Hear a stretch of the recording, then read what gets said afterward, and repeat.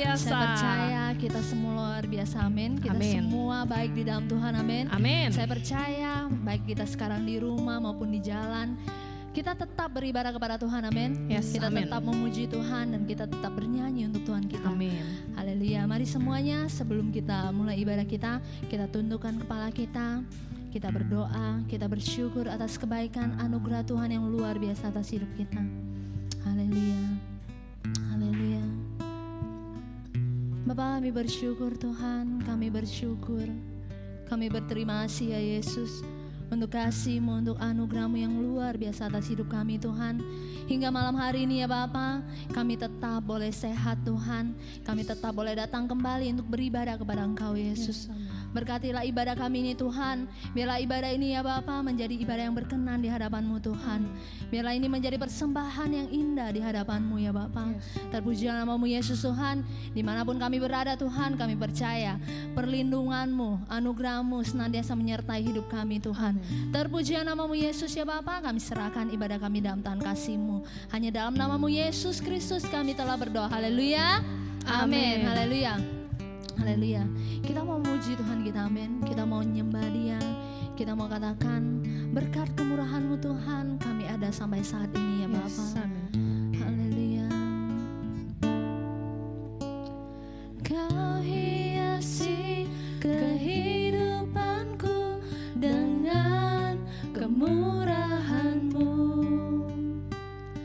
Kau rancangkan masa depanku penuh dengan harapan. Aku ada Tuhan. Aku ada saat ini. Semuanya karena kasih-Mu. Aku hidup hari ini. Semua berkat kemurahan-Mu. Terima kasih Yesus, Engkau sangat baik, teramat baik bagiku. Mari lebih lagi kita naikkan pujian ini. Kita bersyukur atas kebaikan Tuhan atas hidup kita. Kau hiasi kehidupanku dengan kemurahan-Mu. Kau rancangkan masa depanku penuh dengan harapan. Aku ada Tuhan. Aku ada saat ini. Semuanya karena kasih-Mu. Aku hidup hari ini. Semua berkat kemurahan-Mu. Terima kasih Yesus, Engkau sangat baik, teramat baik bagiku. Aku ada saat ini. Semuanya karena kasih-Mu. Aku hidup hari ini. Semua berkat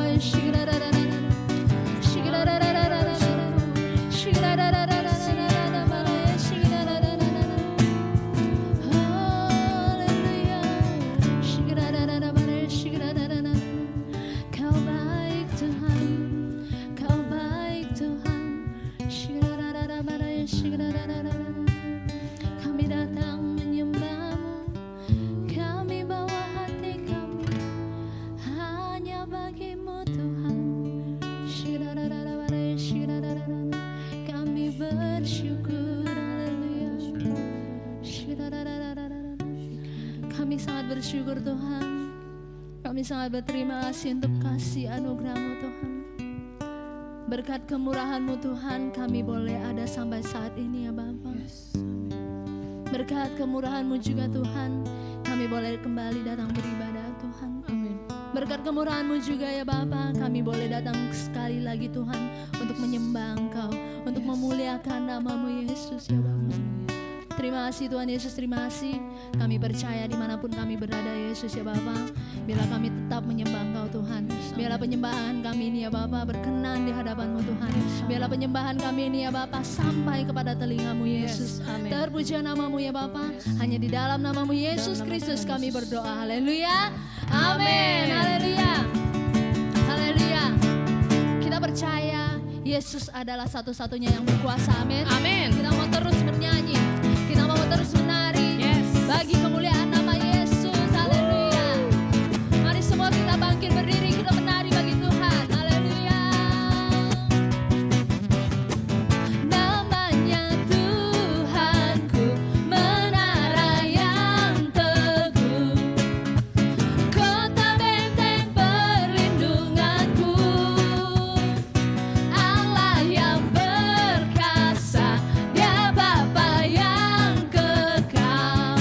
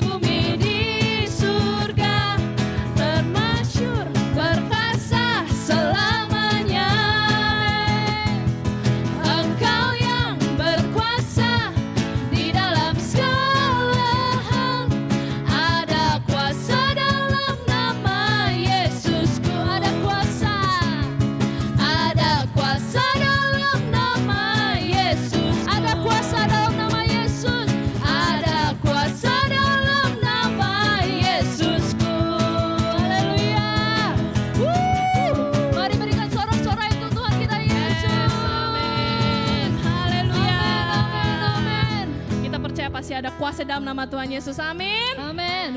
Mari kita mempersiapkan hati kita. Kita mau mendengarkan kebenaran firman Tuhan. Sebelum kita masuk ke dalam firman Tuhan, kita mau naikkan satu pujian.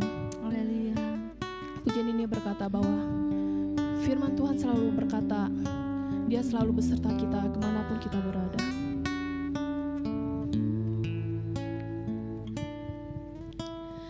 Firman-Mu berkata Kau besertaku,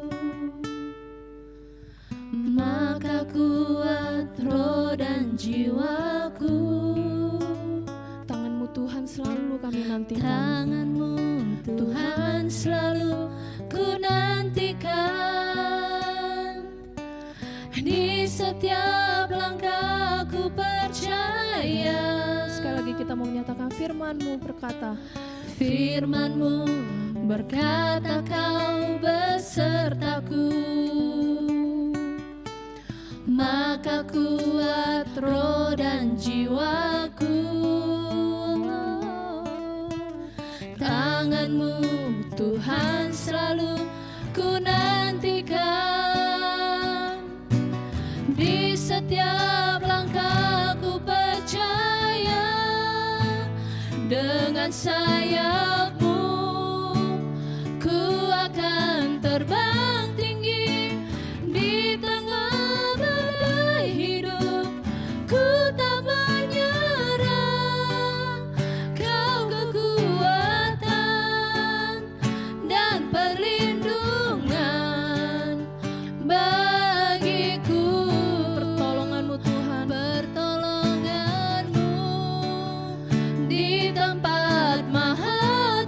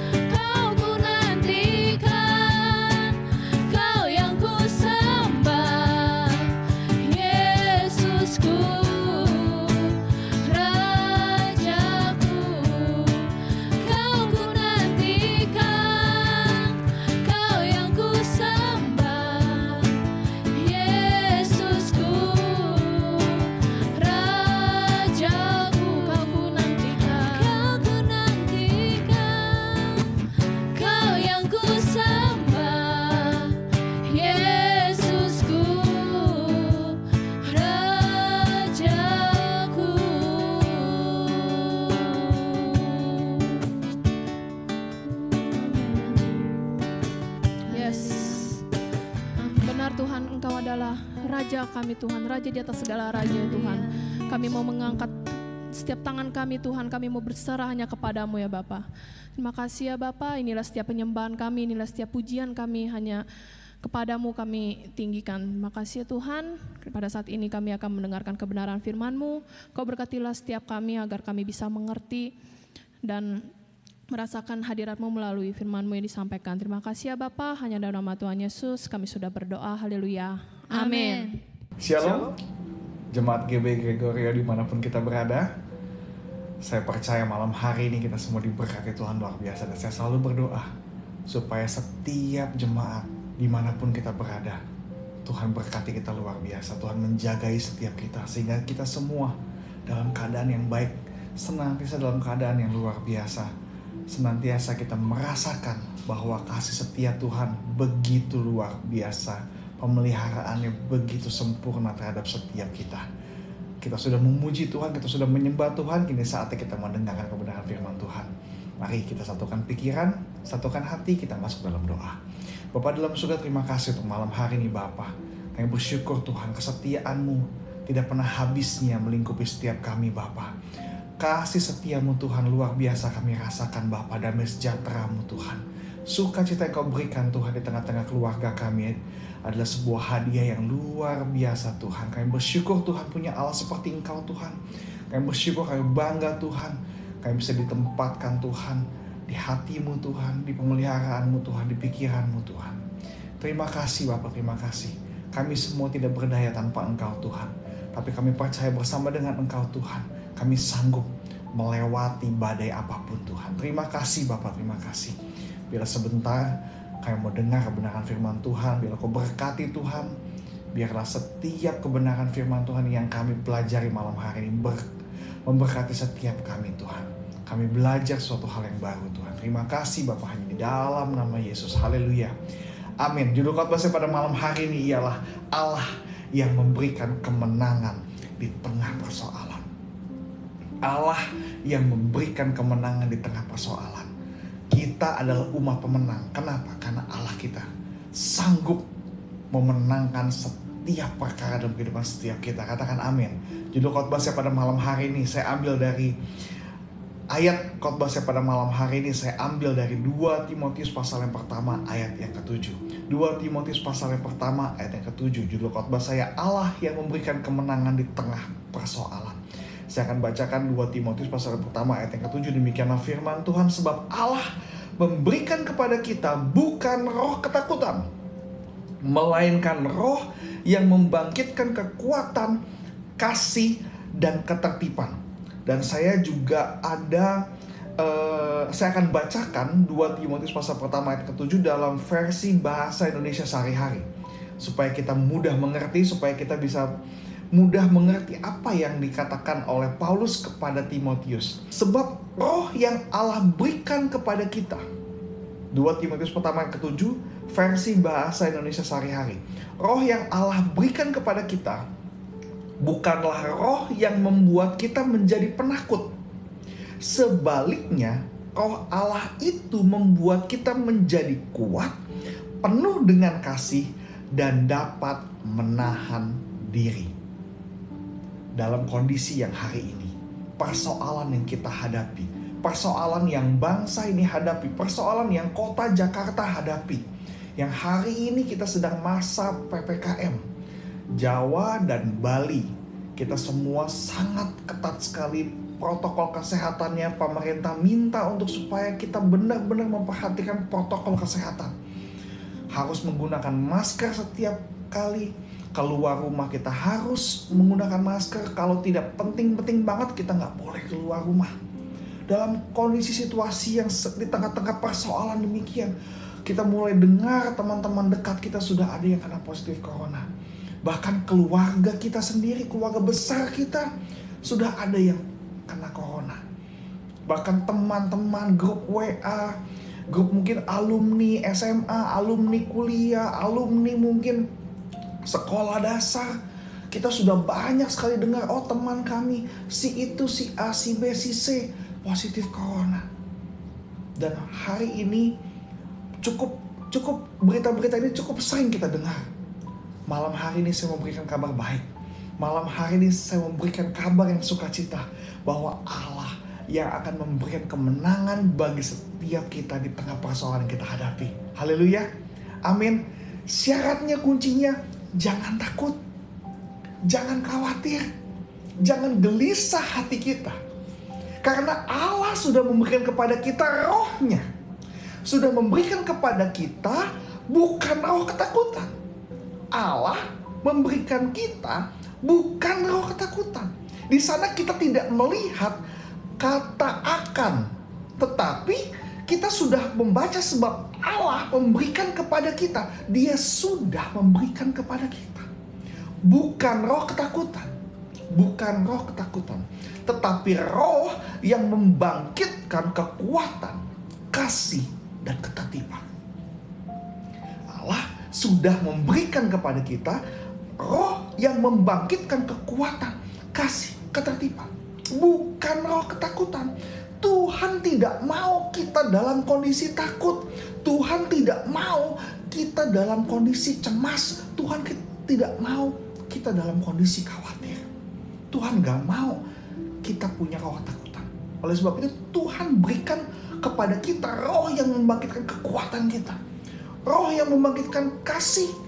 Roh yang membangkitkan ketertiban. Allah sudah memberikan. Dia tidak tarik kepada kita. Tetapi Allah sudah memberikan kepada kita roh tersebut. Sekarang keputusan kita. Keputusan di tangan kita. Kita mau jadi penakut atau kita mau jadi orang yang kuat. Karena lawan kata dari takut adalah berani. Kenapa kita berani? Karena kita di dalam Tuhan. Kenapa kita berani? Karena kita bersama-sama dengan Tuhan. Saya percaya kalau kita bersama-sama dengan Tuhan, kita bisa melakukan begitu banyak hal. Bahkan hal yang mustahil menjadi mungkin ketika kita berjalan bersama-sama dengan Tuhan. Ketika kita percaya kepada Tuhan. Ketika kita beriman kepada Tuhan. Itulah kenapa Tuhan gak mau kita takut. Tuhan mau kita berani karena kita menaruh harap kita, menaruh percaya kita kepada Tuhan. Di mana Tuhan yang maha kuasa, Tuhan yang maha besar, Tuhan yang maha mulia ada di pihak kita. Kalau Tuhan di pihak kita, siapa lawan kita? Tidak ada. Dan malam hari ini adalah kabar baik untuk kita semua. Jangan takut. Karena Tuhan tidak pernah berikan kepada kita roh ketakutan. Tetapi roh yang membangkitkan apa? Kekuatan, kasih, dan ketertiban. Nah, di dunia ini, boleh nggak kita takut? Ada dua hal ketakutan. Saya kategorikan ada dua tipe ketakutan. Yang pertama, ketakutan yang mengintimidasi. Ketakutan yang mengintimidasi. Takut sakit corona. Takut positif corona. Oh, takut mati. Ada orang yang takut miskin. Ada orang yang takut gelisah. Kapan jodoh saya? Umur saya sudah sekian. Ada orang yang takut, saya bekerja di mana? Bagaimana saya mencari kerja? Saya sekolah aja tidak tinggi-tinggi. Ada orang yang takut tidak diterima di perguruan tinggi yang dia mau. Ada orang yang takut mau melamar pekerjaan, tidak kunjung dapat. Ada orang yang tidak merasa sakit, tapi takut sakit. Takut sakit. Di jidat kadang-kadang ada benjolan aja. Sebenarnya itu jerawat, itu bisul. Tapi dia takut. Oh, saya sakit apa? Oh, saya sakit apa? Mungkin hari-hari ini kita sedang menghadapi. Kita dengar kadang-kadang. Kita dengar teman kita positif corona yang sesak napas kita. Betul tidak? Ada teman-teman kita di WA kadang-kadang, aduh si ini kena positif. Yang kena positif mereka, tapi yang sesak napas itu kadang-kadang kita. Kita yang gak kenapa-napa, kita yang gak kemana-mana. Dengar kabar itu, kita yang sesak napas. Kalau setiap sore kita dengar yang korban COVID sekian ribu. Kita dengar itu aja kita sesak kadang-kadang. Betul tidak? Nah, ini adalah ketakutan yang mengintimidasi. Nah, ini ketakutan model ini yang jangan terjadi.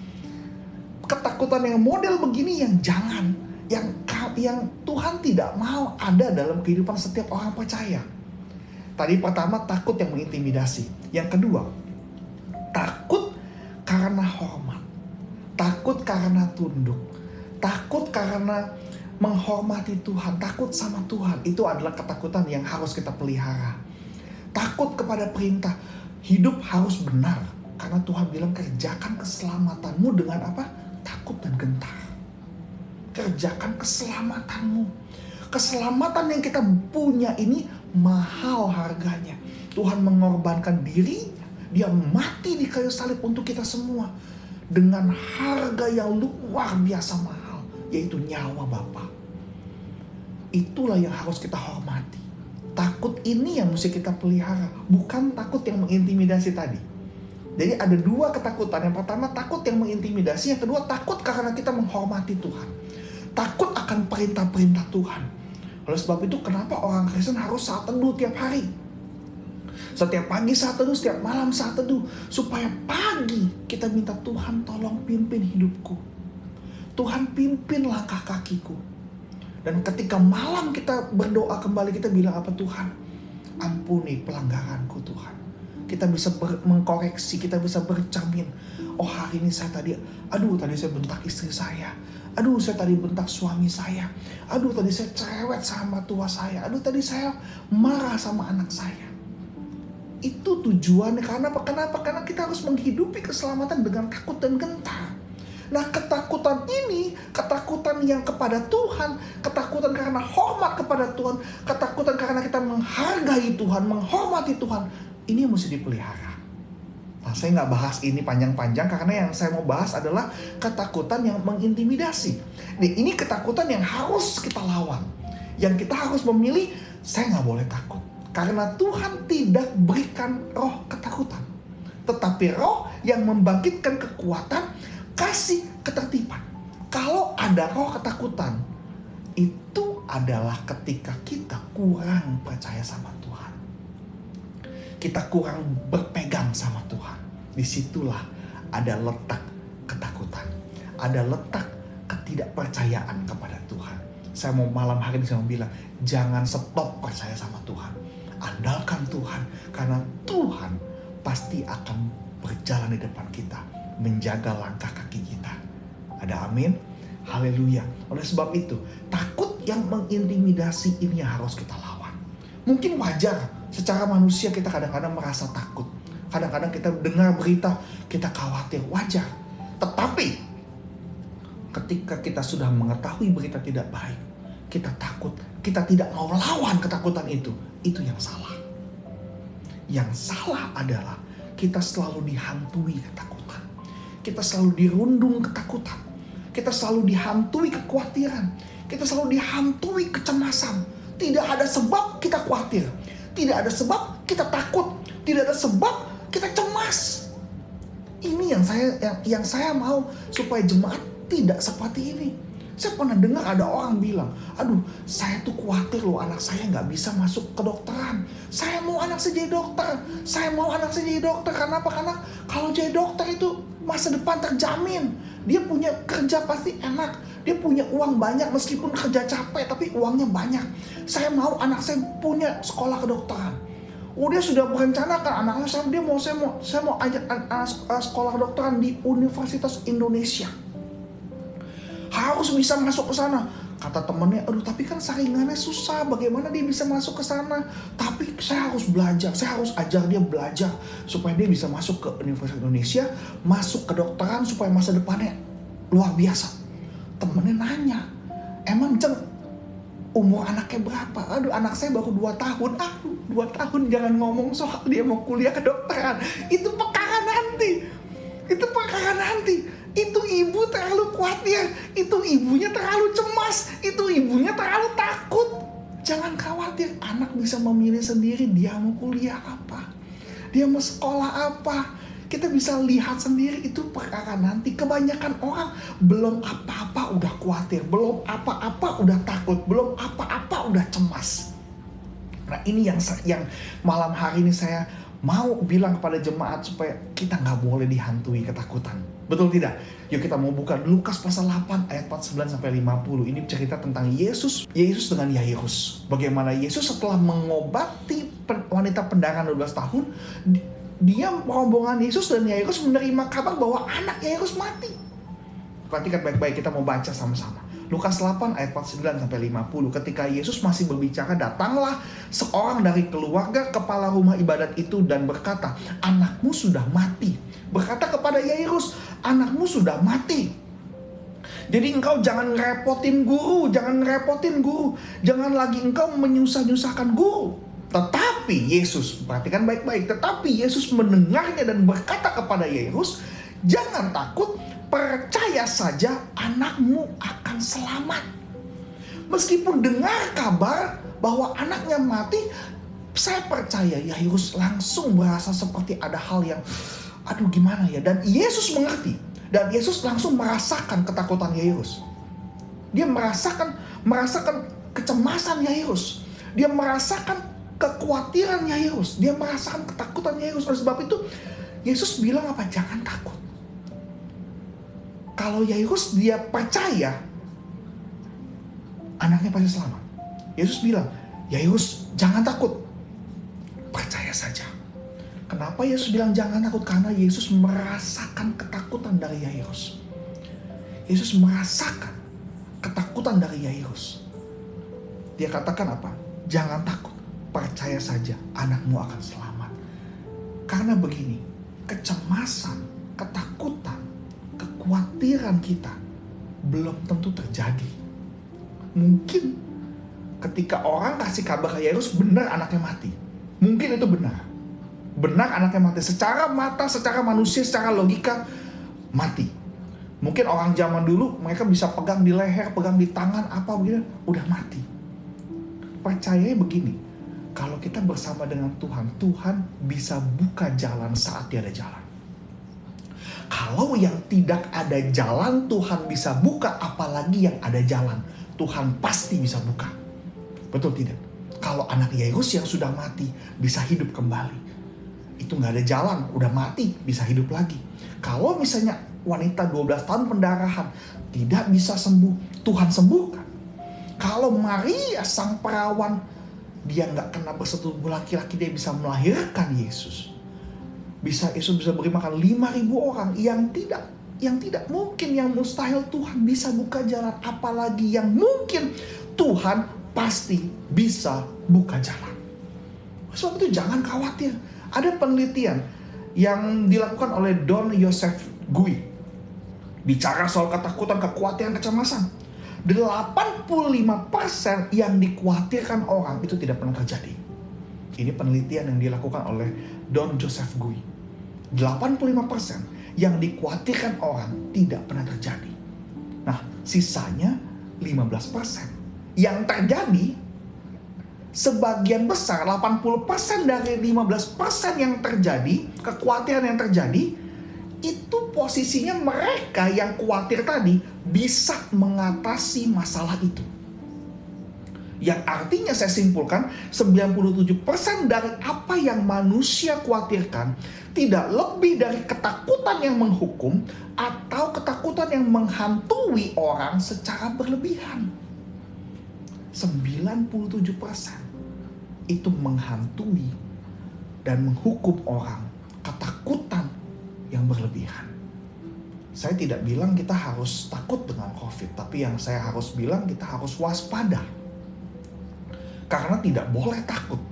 Kita harus berani untuk menghadapi situasi ini.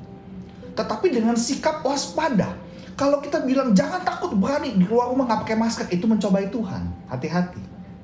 Hati-hati, itu mencobai Tuhan. Antara iman sama nekat itu perkara-perkara tipis. Kalau saya bilang jangan takut dengan COVID, jangan takut dengan corona. Tapi kita harus waspada. Artinya kita tahu ada COVID, kita tahu COVID berbahaya, tapi kita mau pakai masker.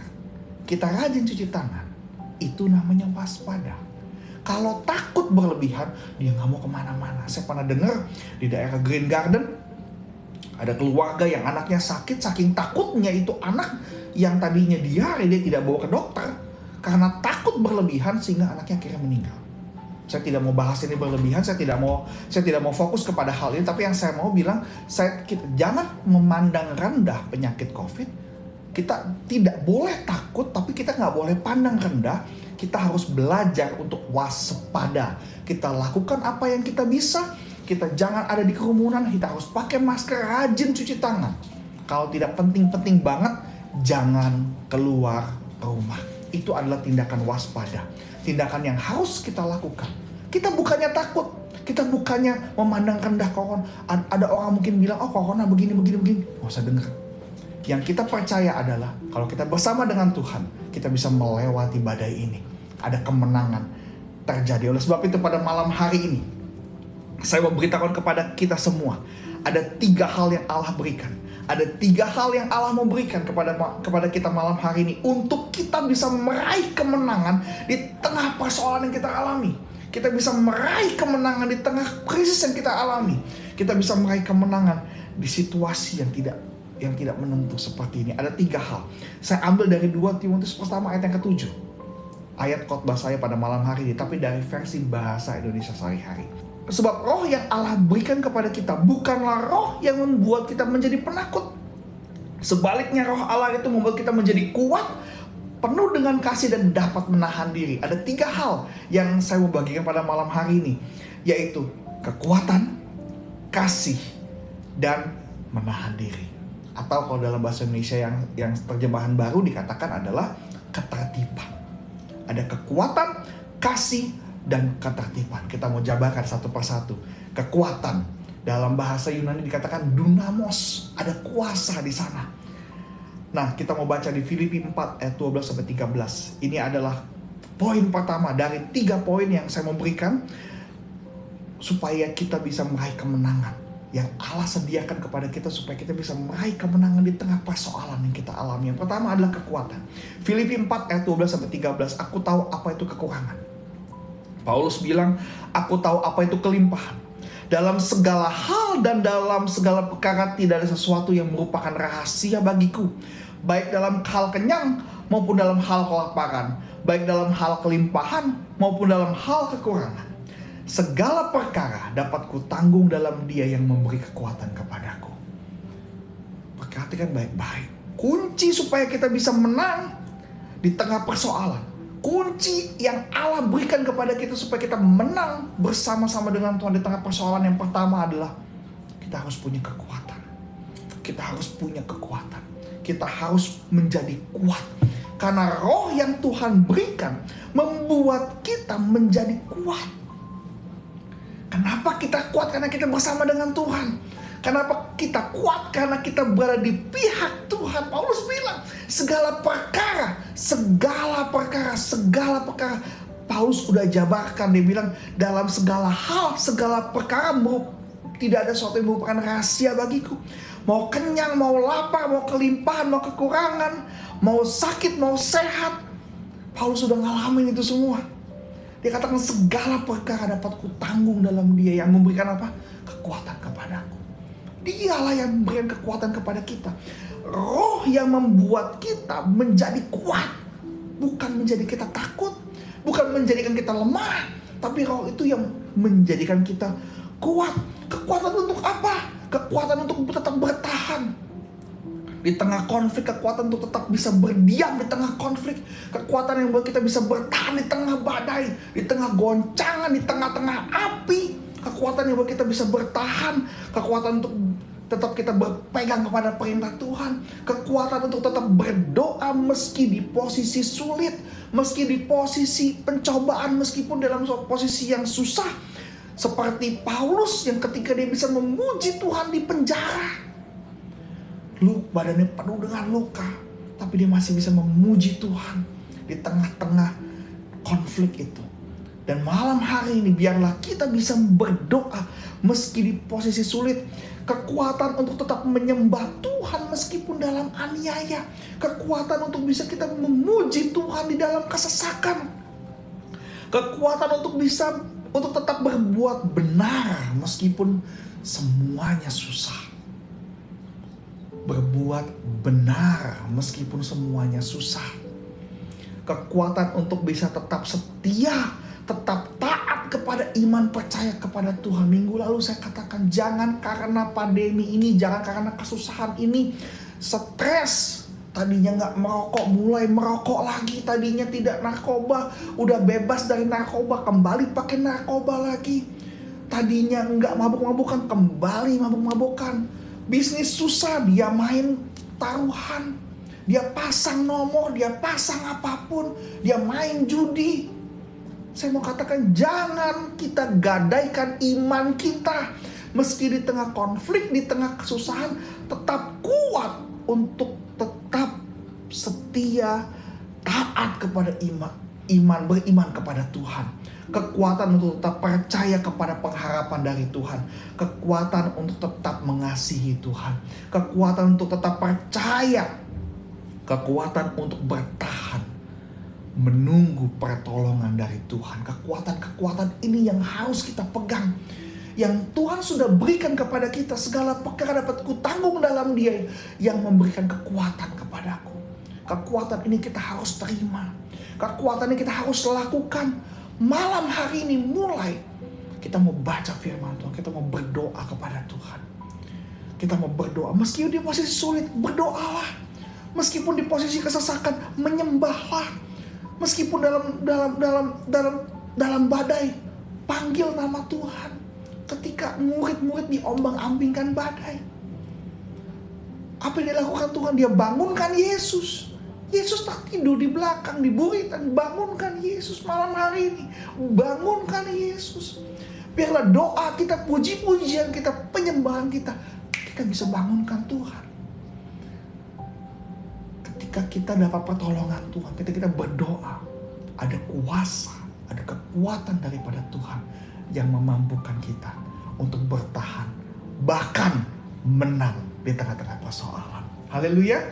Amin. Yang kedua, kunci kedua yang Allah berikan untuk kita supaya kita bisa meraih kemenangan di tengah persoalan yang kita alami adalah kasih.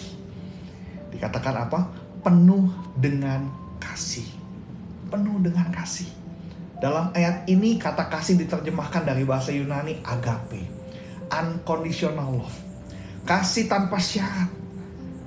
Sebab roh yang Allah berikan kepada kita bukan roh yang membuat kita jadi takut. Sebaliknya roh Allah itu membuat kita menjadi kuat, penuh dengan kasih. Penuh dengan kasih bicara tentang kasih kepada Tuhan, kasih kepada sesama. Penuh kasih, tetap penuh dengan kasih. Kasih kepada Tuhan. Apapun yang terjadi, tetap percaya kepada Tuhan. Kalau kita mengasihi Tuhan, mau dalam berkat, mau dalam masalah, kita bisa bilang apa? Tuhan Yesus baik. Betul tidak? Itu namanya unconditional love.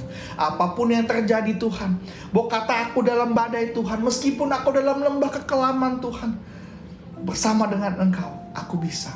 Mau aku diberkati Tuhan, mau gak diberkati Tuhan, mau aku sehat, kalau hari ini aku sedang sakit, terpujilah nama Tuhan. Itulah unconditional love. Itu adalah kasih agape, kasih kepada Tuhan. Tuhan berikan kasihnya kepada kita supaya kita penuh dengan kasih. Ketika kita mengasihi Tuhan, kita percaya 100% sama Tuhan. Apapun yang terjadi, suka-sukanya Tuhan pasti baik untuk kita semua. Ini perkara yang gak gampang. Gampang ngomong tapi gampang kita lakukan. Tapi susah kita lakukan. Bukan saya bilang tidak mungkin kita lakukan. Mungkin kita lakukan. Dan kita harus lakukan ini. Apapun yang terjadi Tuhan. Seperti gini loh. Seperti Tuhan. Apapun kondisi kita. Kalau kita berdoa sama Tuhan, kita gak berdoa sama Tuhan, Tuhan mengasihi kita. Tapi kadang-kadang kita kurang ajar aja. Kalau diberkati Tuhan, kita haleluya. Kalau gak diberkati Tuhan, kitanya haleluya. Kalau kitanya diberkati Tuhan, kita kudus. Kalau lagi dalam susah, kita rokok kudus. Nah, ini yang gak boleh. Ini yang gak boleh. Tuhan begitu sabar sama kita. Kenapa kita gak sabar sama Tuhan? Tuhan begitu mengasihi kita. Tuhan begitu sabar sama kita. Tapi kenapa kita gak sabar sama Tuhan? Kenapa kita komplain terus, marah terus sama Tuhan? Bersungut-sungut terus sama Tuhan? Kita gak bisa sabar sama pembentukan Tuhan kasih. Kalau hari ini kita sedang konflik, kita sedang persoalan, percaya sama Tuhan. Percaya kalau Tuhan yang kasih, Tuhan pasti tanggung jawab. Tuhan pasti akan bersama dengan kita. Tuhan gak pernah meninggalkan kita. Kita yang suka ninggalin Tuhan. Jangan penuh dengan kasih. Karena Tuhan berikan kita roh supaya kita penuh dengan kasih. Mengasihi Tuhan. Jangan henti-hentinya mengasihi Tuhan. Apapun yang terjadi, aku mengasihi Engkau Tuhan. Betul tidak? Lalu kasih yang kedua adalah kasih sesama. Jangan kondisi lagi senang kita I love you sama istri kita. Kondisi lagi banyak duit kita bilang I love you sama suami kita. Lagi COVID begini apa? Jangan lupakan I love you kita. Jangan lupakan I miss you kita. Every day kita mesti bilang apa? Sayang. Jangan lagi susah kita marah sama istri kita. Lagi seneng kita baik sama istri kita. Jangan lagi ada uang papa disayang. Tidak ada uang papa ditendang. Gak boleh begitu. Jemaat GB Gregorio gak boleh begitu. Mengasihi Tuhan iya. Mengasihi sesama pun harus iya. Betul tidak? Karena bersama dengan keluarga, bergandengan tangan, kita bisa menghadapi situasi ini. Unconditional love. Ada uang I love you. Nggak ada uang I really love you. Betul tidak? Haleluya. Iya, kita harus bilang begitu. Bersama dengan keluarga kita gandeng tangan, kita berdoa. Tuhan bilang 2-3 orang berkumpul, Tuhan hadir. Dalam keluarga Tuhan hadir. Dalam keluarga Tuhan ada untuk memberkati setiap keluarga-keluarga. Untuk memberkati setiap istri, memberkati setiap suami, memberkati setiap anak-anak. Oleh sebab itu, Matius pasal 22 ayat 37-39 berkata, kasihilah Tuhan Allahmu dengan segenap hatimu dan dengan segenap jiwamu dan dengan segenap akal budimu. Itulah hukum yang terutama dan yang pertama. Dan hukum yang kedua yang sama dengan itu ialah kasihilah sesamamu manusia seperti dirimu sendiri. Inilah kasih yang mesti kita pelihara. Sehingga ketika kita dalam persoalan kita tetap bisa berdoa sama Tuhan. Supaya kita pelihara kasih ini ketika kita dalam kondisi susah, kita bisa berdoa sama Tuhan. Kita masih bisa berdoa sama Tuhan. Dalam kondisi sulit kita masih bisa menyembah Tuhan. Dalam kondisi yang susah kita masih bisa baca firman Tuhan. Supaya dalam kondisi susah kita bisa mengasihi istri kita. Dalam kondisi sulit pun kita masih bisa mengasihi suami kita. Dalam kondisi yang sukar kita masih bisa mengasihi anak-anak kita. Supaya kasih itu ada, supaya kita bisa terus bertahan di tengah-tengah persoalan. Bukan hanya bertahan, tapi kita akan keluar sebagai pemenang. Haleluya, haleluya. Yang terakhir adalah ketertiban. Dalam bahasa Yunani dikatakan sophronismos, pengendalian diri, menahan diri, yang artinya kadang-kadang pertimbangan yang matang. Bukankah buah roh yang terakhir adalah pengendalian diri? Penting dalam memenangkan sebuah pertempuran. Pengendalian diri penting. Di tengah persoalan, pengendalian diri itu penting. Di dalam sebuah pertempuran ini menamakan persoalan, kita tidak gegabah, kita tidak sembarangan.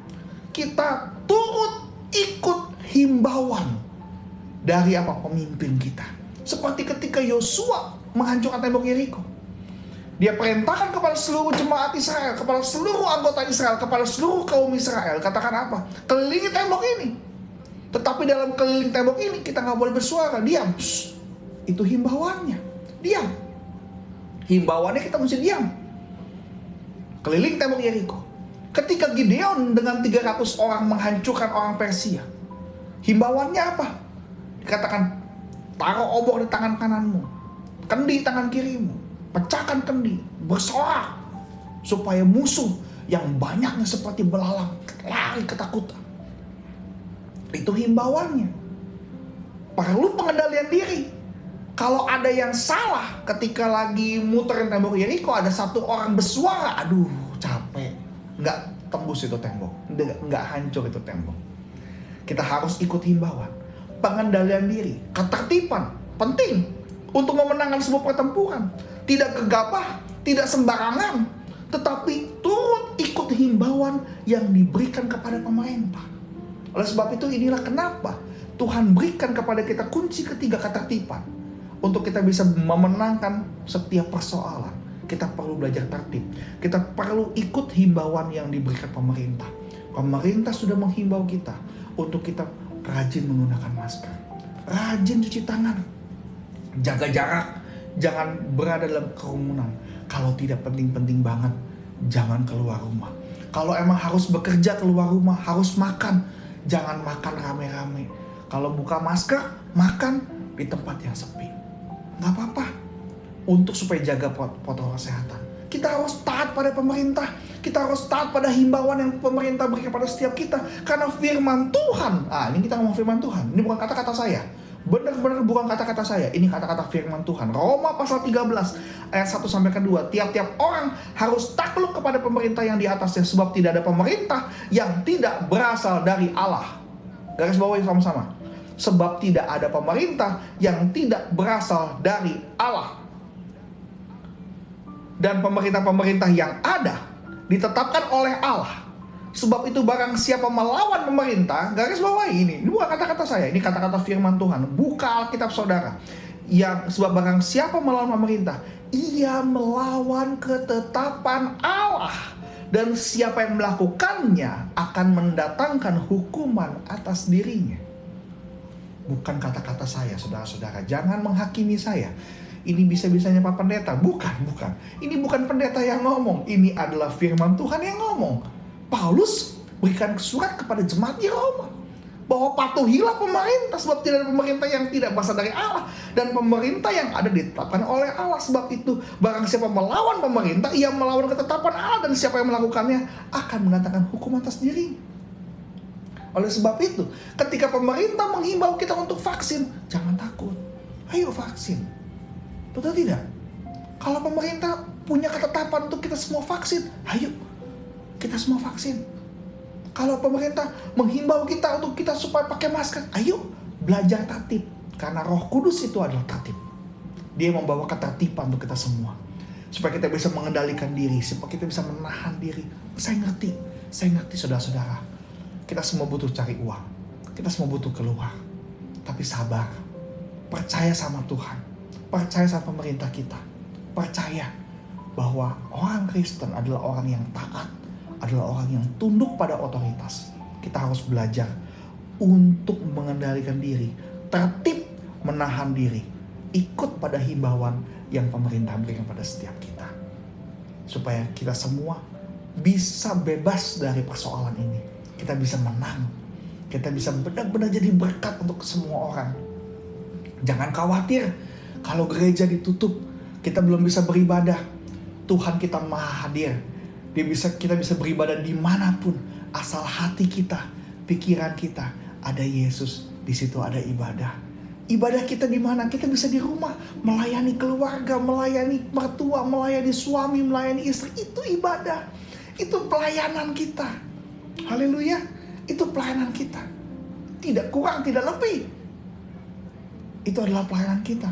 Dalam setiap kehidupan kita adalah ibadah. Hembusan nafas kita adalah ibadah. Suara yang kita keluarkan, kata-kata yang kita keluarkan, itu adalah ibadah. Kita bisa ibadah dimanapun, tidak harus di gereja, tidak harus di dalam dinding gereja. Dimanapun kita berada, Tuhan tahu hati kita. Tuhan tahu pikiran kita. Kalau kita mencari Tuhan, barang siapa kita mencari Tuhan, carilah dahulu kerajaan Allah dan kebenarannya, maka semuanya akan ditambahkan pada setiap kita. Haleluya. Haleluya. Ada 3 hal yang Tuhan berikan pada setiap kita. Tuhan tidak berikan kita roh ketakutan, melainkan roh yang membangkitkan kekuatan, kasih, ketertiban. Dalam terjemahan bahasa Indonesia sehari-hari, sebab roh yang Allah berikan kepada kita bukan roh yang membuat kita menjadi penakut, tetapi sebaliknya, roh Allah itu membuat kita menjadi kuat, penuh dengan kasih, dan dapat menahan diri. Sehingga kita bisa bertahan. Bukan hanya bertahan, tapi Allah yang memberikan kemenangan di tengah persoalan kita. Haleluya, haleluya. Amin untuk kebenaran firman Tuhan. Tuhan Yesus berkati setiap kita. Mari kita satu dalam doa. Bapa dalam surga, terima kasih Bapa atas malam hari ini Tuhan. Sungguh sukacita kami berlimpah-limpah Tuhan. Ketika malam hari ini kami dapatkan kekuatan, kasih, dan ketertiban daripadamu Tuhan. Ini adalah kunci supaya kami bisa bertahan. Bukan hanya bertahan, tapi kami bisa menang di tengah-tengah persoalan ini Tuhan. Karena Engkaulah yang membawa kemenangan itu pada setiap kami. Engkaulah yang berikan kekuatan, kasih yang berlimpah-limpah, dan ketertiban kepada setiap kami Bapa. Buah Roh-Mu Tuhan, pengendalian diri itu ada dalam kehidupan setiap kami. Sehingga mampukan kami Bapa untuk kami bisa mengikuti himbauan dari pemerintah kami. Supaya kami tidak hanya bisa bertahan, tapi kami bisa menang di tengah-tengah konflik ini Tuhan. Negara kami, kota kami bebas dari corona Tuhan. Kau berdoa di dalam nama Yesus. Berkati kota ini Bapa. Berkati bangsa ini Tuhan, berkati Pak Jokowi, berkati setiap kepala-kepala daerah yang mereka berkonsentrasi untuk menanggulangi bencana ini Tuhan. Berikan mereka hikmat yang luar biasa Tuhan, supaya kami semua bangsa Indonesia bisa kembali pulih, penuh dengan lawatan-Mu Tuhan. Terima kasih Bapak, berkati Tuhan para korban Tuhan, yang hari ini terbaring sakit, mereka tidak bisa dapat oksigen Tuhan. Biarlah Tuhan pada malam hari ini Tuhan, biarlah kuasa Roh Kudus-Mu Tuhan menghembuskan oksigen yang baik terhadap hidup mereka Bapa. Kau berkati mereka, Kau ampuni mereka kalau mereka melanggar Tuhan protokol-protokol kesehatan Tuhan. Tuhan Yesus, Kau yang pulihkan bangsa ini Tuhan. Yang sakit Kau yang sembuhkan Tuhan. Yang lemah Kau pulihkan Tuhan. Dalam nama Yesus Tuhan. Dalam nama Yesus. Rumah-rumah jemaat-Mu Tuhan malam hari ini tutup bungkus dalam kuasa darah-Mu Tuhan. Kau berkati setiap rumah Tuhan. Setiap anggota keluarga kami Tuhan. Perlengkapi Tuhan, perlengkapi dengan lawatan-Mu Tuhan, sehingga kami semua bisa selamat dan kami semua bisa memuji nama-Mu Tuhan. Terima kasih Bapak, terima kasih. Jemaat-jemaat dikasih Tuhan, angkat dua tangan-Mu, arahkan hatimu kepada Tuhan, karena Tuhan memandang engkau, Dia menyinari engkau dengan wajah-Nya, memberikan engkau berkat yang berkelimpahan dalam keluargamu, dalam pekerjaanmu, di tengah-tengah kehidupanmu. Tuhan berkati luar biasa. Cinta kasih dari anak yang tunggal Tuhan Yesus Kristus menyertai kita semua dari hari ini hingga Maranatha. Yesus datang kedua kali dan sampai selama-lamanya, memberkati kita semua dalam nama Yesus. Haleluya. Amin, amin, amin. Tuhan Yesus memberkati setiap kita. Shalom.